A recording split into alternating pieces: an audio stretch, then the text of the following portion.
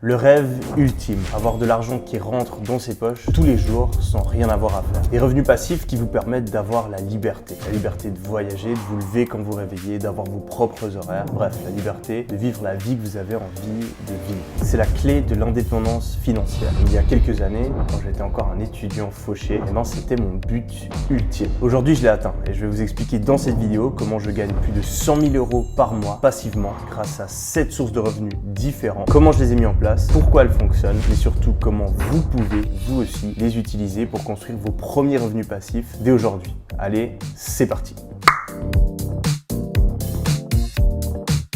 C'est l'histoire de deux frères qui travaillent dans une plantation d'avocats. Et à la fin de la journée, ils ont le droit d'emporter un avocat chez eux. Le premier frère, on va l'appeler Jean, il adore les avocats. Du coup, il le mange, il se fait un bon toast à l'avocat et il déguste ça en rentrant chez lui. Et le deuxième frère, on va l'appeler Yomi parce qu'il est super intelligent comme moi.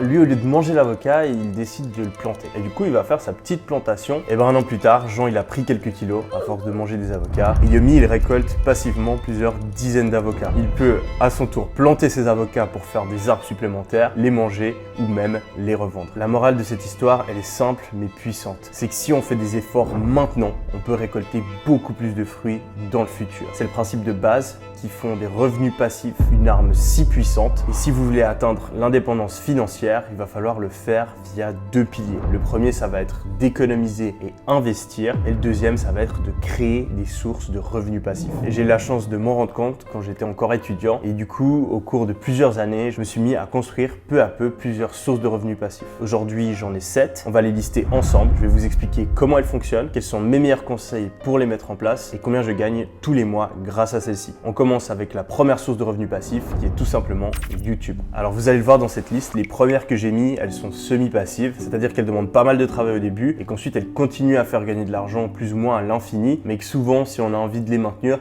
ça demande quand même un petit peu de travail par-ci par-là. Les dernières sources de revenus passifs, dont je parlerai en fin de vidéo, elles sont réellement passives. Vous pouvez vraiment vous poser dans une chaise longue, rien faire et gagner de l'argent en automatique. YouTube, ça va être un canal très intéressant car vous allez faire des vidéos et ces vidéos, elles vont vous permettre de gagner de l'argent via les publicités. Alors certes, au début, ça demande beaucoup de travail parce qu'il faut faire beaucoup de vidéos, il faut développer une certaine notoriété, mais une fois que votre chaîne est bien développée, les vidéos qui ont été publiées il y a plusieurs mois, plusieurs années, elles continuent à vous faire gagner de l'argent et cela même si vous arrêtez de poster des vidéos.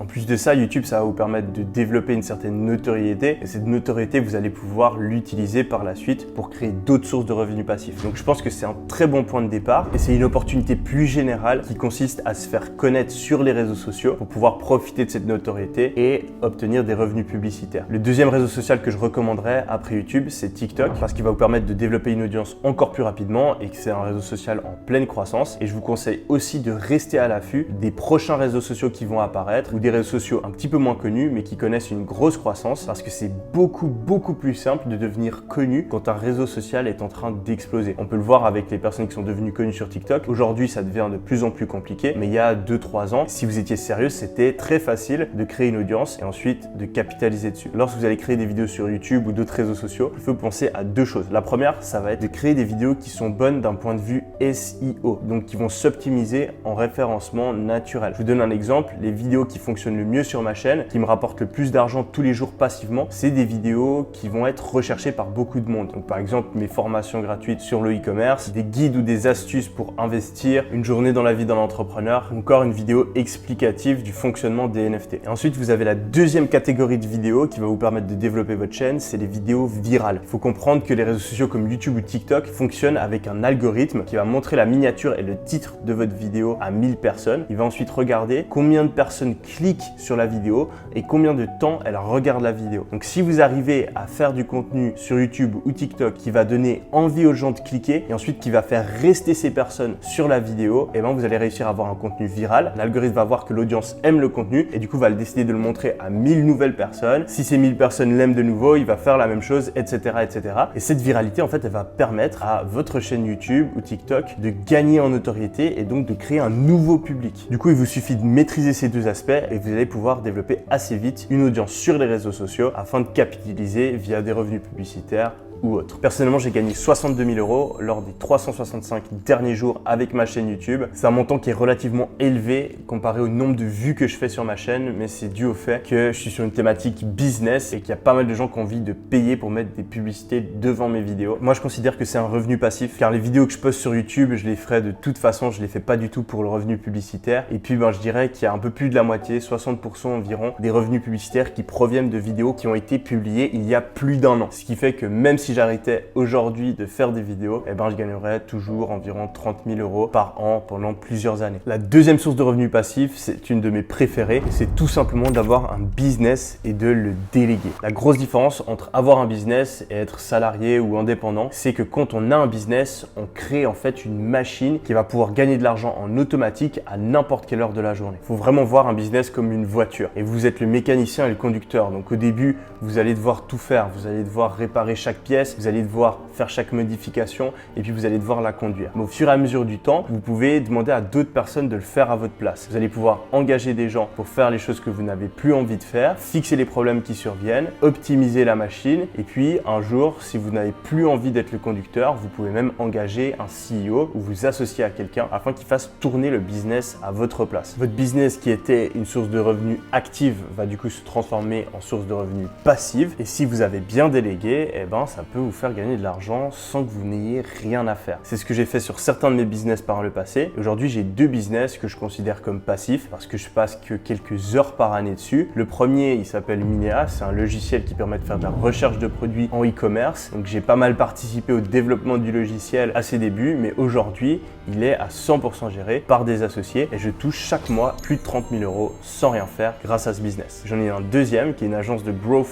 marketing dont j'ai encore peu parlé sur les réseaux car on est super occupé avec les clients qu'on a déjà actuellement. Cette agence, elle s'appelle Scale.io. Elle est gérée à 100% par mon associé et les gens qui travaillent avec lui. Et moi, mon rôle, ça a été uniquement de l'aider à structurer ça, partager des contacts et de donner de la visibilité. Et du coup, je vais en profiter. Si vous êtes un e-commerçant ou vous avez un logiciel et que vous avez besoin d'une agence pour vous aider dans votre croissance via les publicités, je mettrai le lien dans la description et on se fera un plaisir de pouvoir vous aider avec l'agence. Cette agence, elle me fait gagner aujourd'hui en moyenne 20 000 € par mois, mais je pense que ça va croître au fur et à mesure de cette année. Troisième source de revenus passifs, les revenus affiliés. Être affilié, c'est tout simplement être payé à la commission pour avoir amené une vente à un autre produit. C'est une technique qui est super intéressante car elle permet de se focaliser uniquement là où on est bon et ensuite de déléguer la création et la mise en vente d'un produit à quelqu'un d'autre. On peut le faire de plein de manières différentes, que ce soit en utilisant la notoriété qu'on a acquérie via une chaîne YouTube, un compte TikTok, Instagram. On peut aussi faire des blogs et rediriger les gens qui arrivent sur notre site vers un service ou un produit, ou même via des moyens un petit peu moins classiques, comme par exemple un ami que je connais qui fait ça via des groupes WhatsApp d'étudiants où il va mettre en avant des supports de cours, etc. Donc, il y a plein de manières de le faire. Ce qui est important, c'est juste d'arriver à maîtriser du trafic, réussir à avoir accès à un grand nombre de personnes et ensuite leur proposer des produits dans cette thématique-là. Il y a 2 gros types de produits qu'on va pouvoir vendre. Les produits digitaux, e-book, formation en ligne, ça fonctionne pour pas mal de thématiques. Les produits physiques, donc qui vont aider par exemple à un loisir si notre blog ou le groupe de personnes qu'on connaît est focalisé autour de ça. Et puis carrément dans d'autres cas de figure, on peut aller vendre un service et être de nouveau payé comme apporteur d'affaires. Souvent c'est complètement passif car il vous suffit de mettre un lien à un endroit et c'est fini. Automatiquement vous allez vous faire payer à chaque fois qu'il y a quelqu'un qui passe par votre lien et qui achète. Personnellement, c'est une énorme source de revenus pour moi car j'ai une grosse audience business, donc des gens qui sont prêts à investir, qui souvent ont besoin d'outils pour développer leurs activités. Et en plus, étant donné que je suis formateur, il y a énormément de personnes qui me demandent quels outils j'utilise et j'en profite pour avoir une commission affiliée. C'est pas ma source de revenus principale, mais c'est devenu une source de revenus importante avec le temps. Au début, quand je me suis lancé sur les réseaux sociaux, je le faisais pas parce que j'avais peur que les gens pensent que je suis biaisé si je mets un certain truc en avant et que je reçois une commission. Et je me suis mis à le mettre en place parce que je me suis dit que c'était juste débile de passer à côté de ces commissions pour les produits et services que j'allais recommander de toute façon. Donc ce que je fais, c'est que je mets jamais en avant quelque chose uniquement parce que je reçois une commission en affilié, mais pour les outils que j'allais recommander de toute façon, j'essaie à chaque fois d'aller négocier une commission affiliée et comme ça me permet de créer une source de revenus supplémentaire. Donc j'ai plusieurs outils que je vais mettre en avant, notamment des plateformes comme Shopify, DSERS qui est un outil pour les e-commerçants, Loox qui est une application qu'on peut utiliser pour mettre des avis clients sur son site, différentes banques en ligne, Legal Start qui permet de créer une entreprise rapidement et facilement et de faire de la domiciliation, etc. etc. Combiner tous ces revenus affiliés me rapporte plus de 90 000 € par mois, ce qui fait plus d'1 million par an et c'est juste ouf pour moi de me dire que je gagne gagne plus d'1 million juste pour mettre en avant des produits que j'allais mettre en avant de toute façon, et ça de manière complètement passive grâce à des liens affiliés. C'est l'exemple ultime de l'histoire des avocats dont je vous parlais en début de vidéo, car quand on commence, ce genre de revenus affiliés, ils sont ridicules, mais au fur et à mesure des années, en travaillant chaque jour pour créer cet arbre qui va nous rapporter des fruits dans le futur, eh ben, on peut arriver à avoir des montants astronomiques. Numéro 4, l'immobilier. Et là, on commence vraiment à entrer dans des sources de revenus qui sont réellement passives, qui prennent moins de temps à mettre en place et qui vont pouvoir vous faire gagner de l'argent à l'infini. Il n'y aura vraiment pas ou presque peu de choses à faire afin qu'elle continue à fonctionner, ce qui n'est pas forcément le cas avec celle d'avant. L'immobilier, ce qui est intéressant, c'est que vous n'avez pas forcément besoin d'avoir énormément d'argent pour pouvoir le mettre en place, étant donné que vous allez pouvoir vous endetter et faire un prêt à la banque. Et même en ayant un salaire relativement faible, vous pouvez aller emprunter des sommes à 6 chiffres et donc acheter un studio, un petit appartement et commencer à faire des revenus non négligeables passivement grâce à votre bien. Moins vous avez d'argent, plus ça va être important d'aller chercher un bien à haut rendement et puis d'essayer potentiellement de bricoler quelque chose, rénover, faire des travaux afin de pouvoir augmenter votre rentabilité et pouvoir dégager des cash flows intéressants même si vous empruntez la quasi-totalité du montant pour faire l'achat. Ensuite, il faut voir quelle est votre stratégie. Si vous cherchez à dégager des cash flows, donc réellement avoir de l'argent qui arrive en plus dans votre compte en banque chaque mois, eh ben, il va falloir trouver un bien avec un très haut rendement ou bien potentiellement avoir un apport qui est plus élevé afin d'éviter que le remboursement de votre prêt et les intérêts ne viennent manger tous les cash flows que votre bien dégage. Je vous donne un exemple. Imaginons que vous achetez un studio, vous le louez à 600 €, vous avez des frais, etc. Ça descend à 400 €. Si vous devez rembourser à votre banque 500 € tous les mois, vous êtes en cash flow négatif. Vous n'êtes pas en train de perdre de l'argent car dans ces 500 €,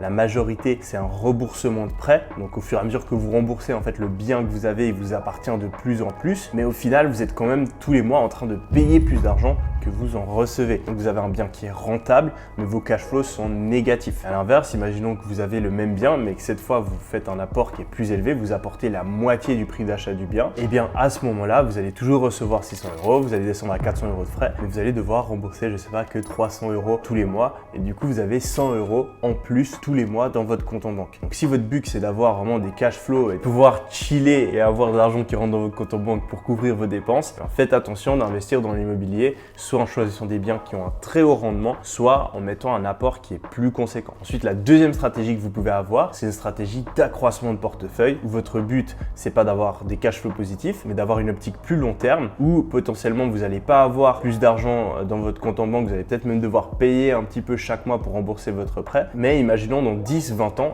vous avez un bien immobilier qui vous appartient à 100% car vous avez remboursé l'intégralité du prêt. Ces deux stratégies qui sont très intéressantes et qui sont relativement passives car à part régler les quelques problèmes qu'il pourrait y avoir avec votre bien ou bien trouver de nouveaux locataires, et ça encore vous pouvez complètement le déléguer, c'est ce que j'ai fait personnellement, donc vous n'avez pas grand chose à faire. Du coup personnellement j'ai acheté 2 immeubles en région parisienne qui ont coûté environ 1 600 000 € chacun. J'ai un rendement net après impôt, tout ce que vous voulez, qui est environ de 3%, ce qui fait que je gagne 96 000 € annuellement grâce à ça. Et si on parle vraiment de cash flow pur, on est à peu près à la moitié, ce qui fait des cash flows positifs de 48 000 € par mois. Ça, j'ai pu le faire car j'ai des gros revenus grâce à mes business, mais vous pouvez tout à fait avoir un patrimoine immobilier de plusieurs centaines de milliers d'euros, même avec un job lambda. Et ensuite, vous allez pouvoir le construire de plus en plus et le faire croître au fur et à mesure, si bien que je connais des personnes qui gagnent quelques milliers d'euros par mois et qui ont des patrimoines immobiliers de plusieurs millions d'euros, alors qu'ils ont commencé à investir dedans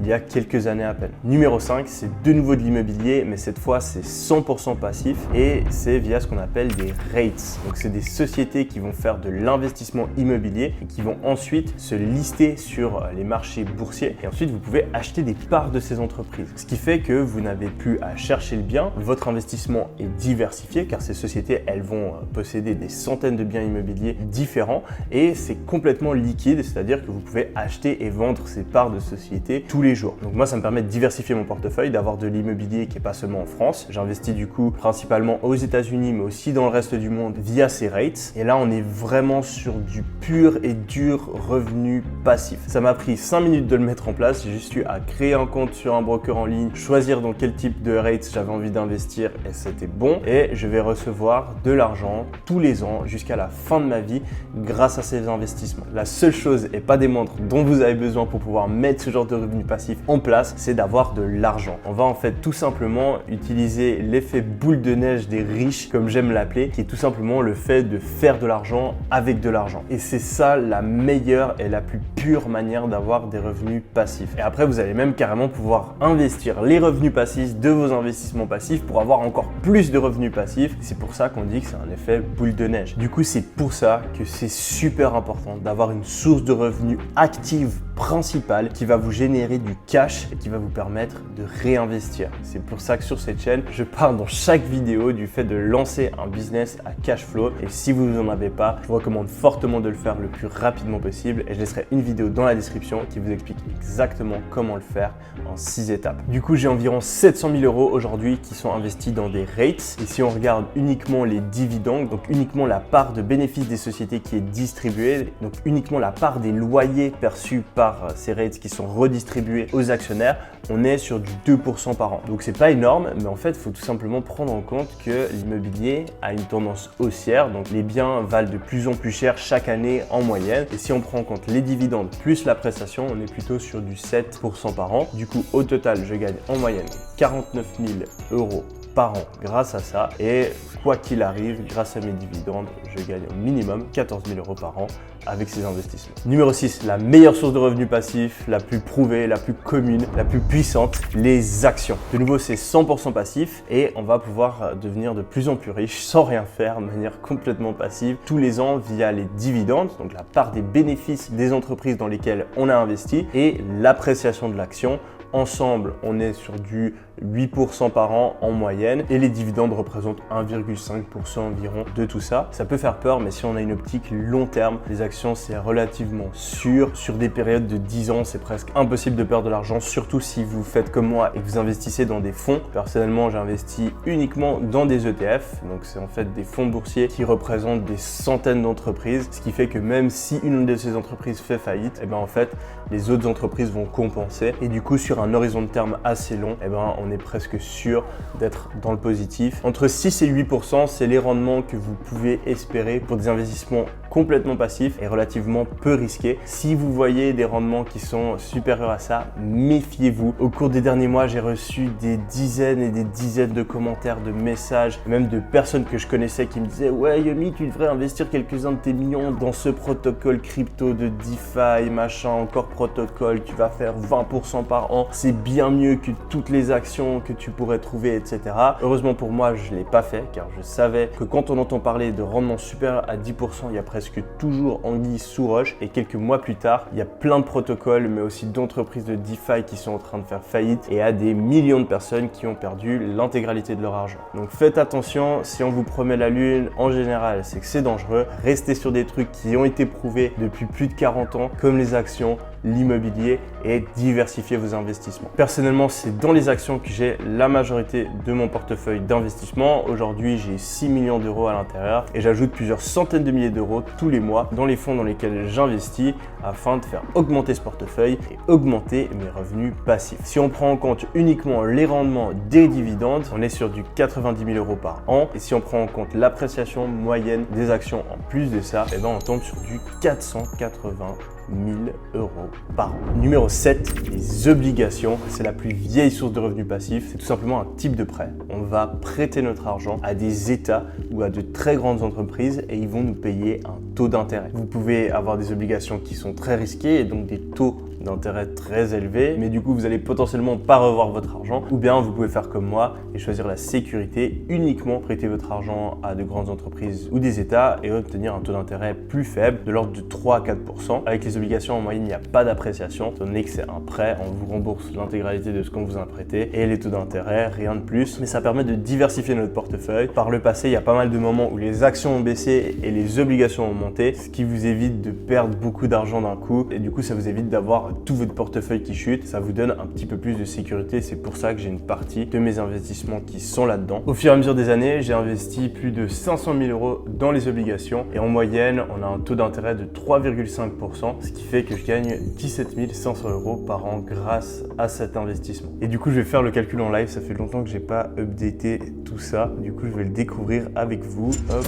Ah ouais, ça a pas mal augmenté. On est à 2 512 500 euros par an de revenus passifs, ce qui correspond à 209 375 euros par mois de revenus passifs. Et il faut prendre en compte que j'ai pas la totalité de mon argent qui est investi. Étant donné que j'ai pas envie de prendre de risques, je garde toujours une partie assez importante de mon patrimoine en cash afin de pouvoir saisir les opportunités s'il y a une crise, une baisse des marchés financiers. Je sais que des montants comme ça peut paraître inatteignable, mais le plus important, c'est vraiment de commencer aujourd'hui à planter ces arbres. Et au fur et à mesure du temps, vous allez pouvoir replanter les fruits que vous récoltez. Vous allez lancer cet effet boule de neige et puis en quelques années, vous pouvez construire des revenus passifs très importants, surtout si vous développez une source principale de revenus active, tel qu'un business en ligne. Donc passez à l'action les amis, n'hésitez pas à utiliser les liens qui sont dans la description. J'espère que cette vidéo vous a plu. C'était Yomi, let's go!